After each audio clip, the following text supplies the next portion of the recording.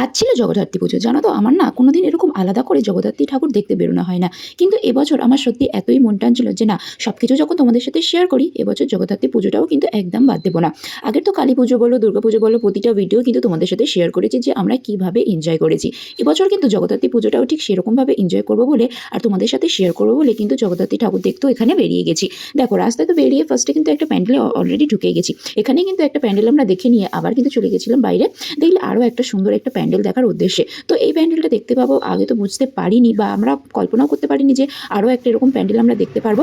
রাস্তা দিয়ে আসছিলাম, হঠাৎই কিন্তু একটা প্যান্ডেলের দিকে চোখ পড়লো, যেখানে কিন্তু বিশাল আকারের একটা শুনলাম যে জগদ্ধাত্রী ঠাকুর নাকি ওখানে পুজো হয়েছে। তো একদম দেরি না করেই কিন্তু চলে গেলাম সেখানেই। ঠিক বোঝাতে পারছি কিনা আশা করছি তোমরা বুঝতে পারবে। দেখো আমি কিন্তু যতটা পেরেছি চেষ্টা করেছি কাছ থেকে কিন্তু বারবার আশেপাশ থেকে ঠাকুরটা ঘুরিয়ে ঘুরিয়ে তোমাদেরকে দেখানোর। আচ্ছা তোমরা কোথায় কোথায় জগদ্ধাত্রী ঠাকুর দেখলে আর তোমাদের ওখানে ঠিক কোথায় কোথায় কেমন হয় সেগুলোও কিন্তু শেয়ার করো, হ্যাঁ।